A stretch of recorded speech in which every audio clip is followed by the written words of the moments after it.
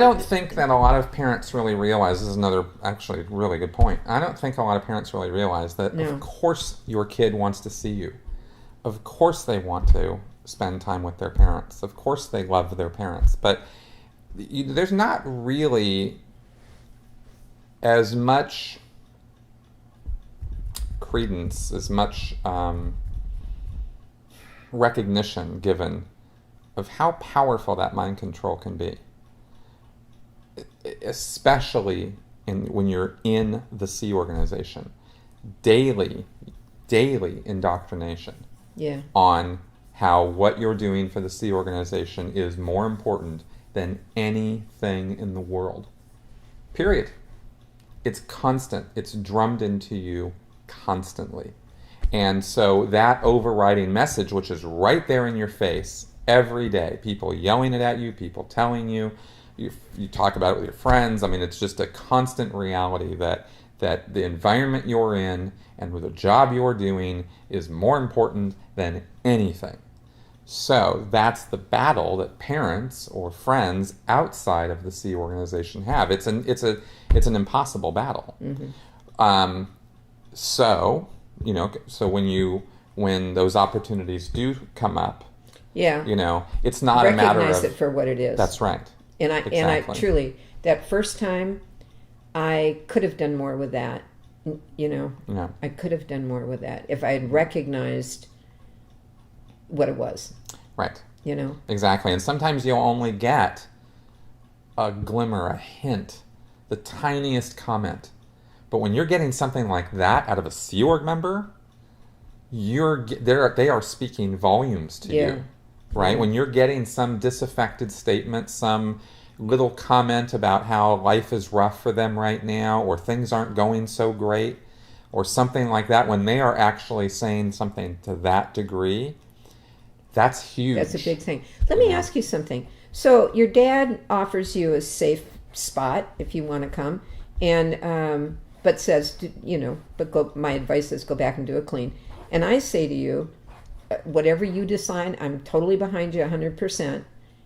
And you can come here anytime you want. Mm-hmm. What made you decide not to? I don't actually recall. I mean, in 2011, I was already deciding to go, right? Right. Back in 2003, I don't remember you guys saying that as such. That I'd support you no matter what you decided? I remember you saying that.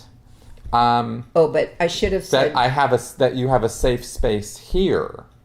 I don't remember that communication. I don't remember that. Say it then. It was more of, it was kind of like, well, this has happened. I'm here. I'm standing in a phone booth right now talking to you. Right. And, kind of wondering what to do right now, sort of thing. Done more. And it was like, I'll support you no matter what you want to do, sort of thing.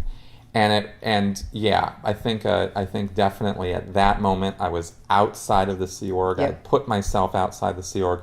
That was a pretty rare moment, know. And I miss that. Yeah, and that was a big one. And something else, I'm going to tell you something else that you told me just recently in a conversation we had. Remember when you wanted to join staff at Santa Barbara originally? Yes. You weren't 18 yet. I had to sign a paper that said, I'm giving Chris my permission to join staff, which I did not want to do. I wanted you to, you were finished with high school. I wanted you to have at least one semester in junior college. That's right. I was doing college for 3 weeks. Please, just finish this semester. I think you're really going to like it, and I think this whole college experience is going to really speak to you. Yep. I don't want to do this. Yep. And you were ticked. You were really mad at me. And the logic you used then was, if I have to spend 6 more months in this house and be miserable and then do it, okay, fine, but I don't see any point in that. That's right.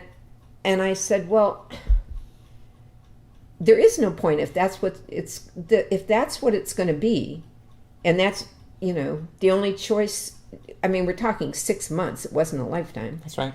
But I said, if you're so committed that for absolutely sure you're just going to be miserable until then.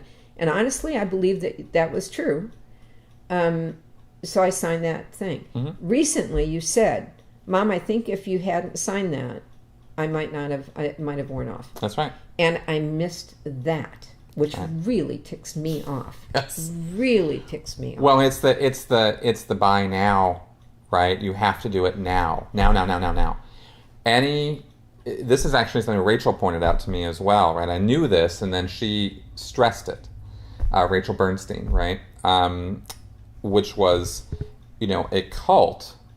It's one of the signs of a destructive cult or a destructive situation that somebody is trying to get you involved in is it's always now.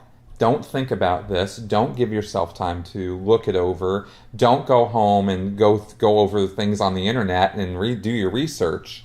It's you feel this way right now. We've gotten you into this emotional state right now, and you need to act on it, right? And had I been forced to stay home for another 6 months, because it was, 3 months or 6 months or whatever until my birthday at that point, that emotional high would have worn off. Could have worn off. It definitely would have. But the other side of it is, if I was saying no, and they were saying yes, and you were saying yes, then I was just the catalyst to make you more determined to do it. There is that aspect to it. But here's the other thing that you guys were doing wrong at that time, right? And again, this is all hindsight. Yeah. Right? But you guys were yelling and screaming at me. We had 3 days of the most knockdown, drag-out fights I've ever had with you guys. I didn't want you to do it. I know, but Dad and you, it was the wrong way to go about it. I'm sorry, but it just was, because that's what got my back up more than anything else. Probably. Sure. Dad sitting there telling me things like, you haven't done anything for 4 years of your life. You have no idea what you're talking about. Tell any 17-year-old that and watch what happens. All right? It's true. It's true. Anything, right? And so all of the arguments that were used against me just drove me straight into their clutches, so to speak, because the reason that this was so perfect for Scientology when I was 17 years old and I was being recruited is I had to go to the org every day because I was doing the purification rundown. And they were seeing me after I was done, and they were working me hard to be staff there. Mm-hmm. And I was only on the Purif for like 5 or 7 days or something. It didn't take that long to get through it. But they were working me when that happened. Yeah. And then I'd go home every day, and they were working me by love bombing me. They were like, I was the greatest thing in the world. And then we were the meanest, awfulest people. That's right. And I'd go home. You are stupid. You're an idiot. You have no idea what you're talking about. We've been there. You haven't. We know. You don't. I'm like, fuck you. 17 years old. That's right. There's no, right. That is right. So everything that happened there was, driving me to that. Yeah. Right. Sure. And I wore you guys down. You because they were pumping me up so much that I was able to. Yeah. And even though, I remember at least one time I lost it. We were having these fights, and I just was like, I was like, why are you guys doing this to me, and it was like, you're doing this to yourself. And I was just like, wow, just drive me into their arms, so it was, and that's what happened, and that's what happened. So again, point being, we're sitting here talking about this right now, and I just want people out there to know, do it right. Talk, not yell. Don't antagonize. Don't be angry. And if you really don't have enough confidence to do it, to know what the right thing to do is, get a professional. There's people out there now. That's right. Like Rachel, yep. Or like other people who understand these situations that professionally can help you, and it'll cost you some money. It will, but it depends on how much you want to do the right thing in order to really help somebody get out of Scientology. Because today, people should get out of Scientology.